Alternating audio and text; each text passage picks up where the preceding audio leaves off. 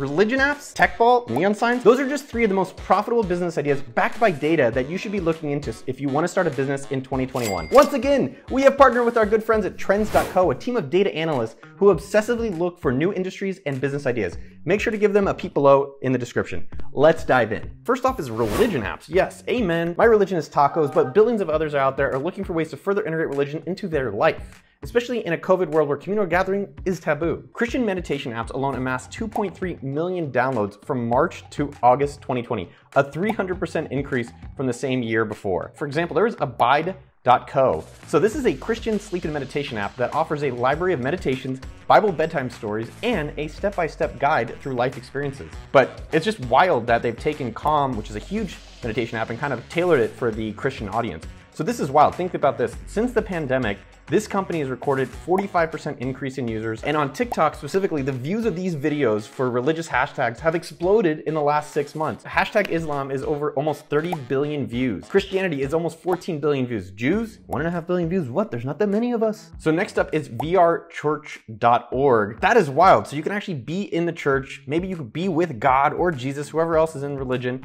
and hang out with them in the VR world. And VR Church accepts Bitcoin and Euro Ethereum. Is that a new one? Really interesting that they've taken the technology of VR and kind of been able to create a VR experience out of it. I'm not a very religious person, but it seems like a neat thing. So next up is Tidely, Tide.ly, Tidely. So this is software that enables churches to fundraise. That is pretty amazing. I love that. This company has raised 15 million bucks. So what is my take on this space? There's endless opportunities to make money. So in the religion space, what's interesting here is they've done fundraising for churches, so kind of like GoFundMe for church. They've done VR stuff for church. So I wonder what other types of categories we can copy for churches. Maybe there's ZipRecruiter, maybe there's Kickstarter, maybe there's gonna be a crypto for churches.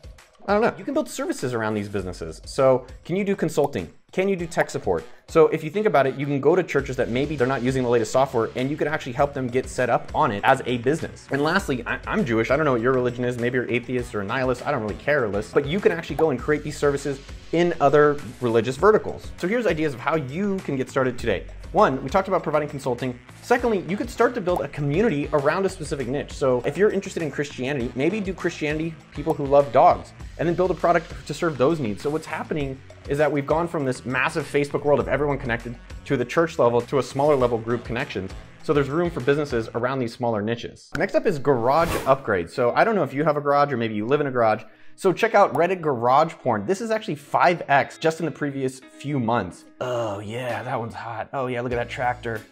That was pretty damn cool though, actually. Oh, great organization. Oh, I'm so turned on. So monthly search volumes as well, according to keywords everywhere. Shelving for garages is over 40,000 a month. Cabinets for garage over 40,000. Storage for garages, 33,000. Tool organizing, 12,000. So there are a lot of people looking for solutions, AKA want to spend money to improve their garages, improve their homes. There are some big brands that have actually gotten started. This was cool to see. I don't know if you guys have heard of this, but it's called Flexi Mounts. I just got a garage. I'm really excited. So having something like this where you can have a cool organization for your garage, I was getting pretty turned on. True story. So there are opportunities everywhere, people. Money is unlimited. I'm telling you this, if you're willing to put in the work. So here's some ideas for you to get started. First off, provide garage remodeling, decorating, and organizing services.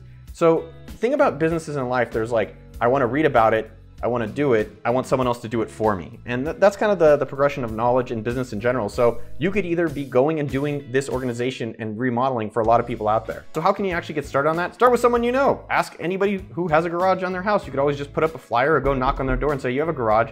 Can I do a free consultant or free recommended organization for you? You can always ask for referrals. Like, hey, do you know any friend that has a garage? I help organize garages. Next up is create content that guides people through how different garage projects. So go start a YouTube channel called Sexy Ass Garages. You can walk people through the process from basic to intermediate garage projects. You can always go just make documentaries of different people's garages, and that is a content business. You can always do affiliate programs to Flexi Mounts or other products in the future as well. What I always recommend when you start a business, if you haven't been a part of Monthly 1K, which is one of our courses, it's just get one sale. That's it. So don't go building a bunch of stuff, but ideally build it for yourself, ideally get another customer, and then as you see that people are interested in buying it, then you can go out and worry about the websites and the Shopifys and all that other stuff and do 3D stuff. But first, get one customer. Next up, I'm really excited about this one. It's Nike Sports. Oh, I read that wrong. Niche Sports. So you guys remember when ESPN came out, it was kind of wild at the time, but there's now a thing called the Ocho from Dodgeball. So this is a thing. Let me show you this. How about it? We've got a race to the top, but maybe not for long. Cooper grabs Shane and the pack goes down.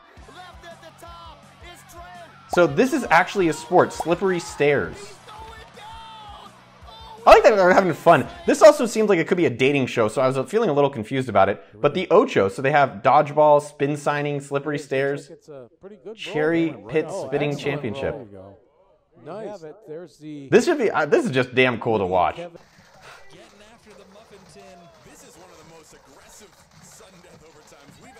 So I don't even know what the hell just happened or what we just watched, but there are a lot of wild new sports out there. I don't know if you've heard of tech ball. It's basically ping pong meets soccer. And also disc golf, which I'm a fan of, has seen a huge growing on Reddit, 100% increase in the past year. So Disc Golf Pro Tour has even launched their own DGN or Disc Golf Network, which is $10 a month for a monthly subscription to watch disc golf. So far they have almost 3,000 subscribers, generating almost $100,000 a month from disc golf. Well, it's tech ball, which if you guys have not seen it, at first I thought it was a joke. I didn't know if I thought it was like a parody video. Watch this, this is crazy. William Gallas, the voice of calm on the outside there. Just telling Sabrusa to get it down. There's Perez with the header. Gallas with the oh, there was contact with the table there, definitely wasn't there. So think about this, with all these kind of new sports coming out, YouTube searches alone, 90% increase year over year for a lot of these kind of new up and coming sports. And you know what that means? Opportunity. There are some big brands in this space, so Tech Ball, Spike Ball, Disc Golf Network, Flow Sports, they're actually based in Austin, Texas.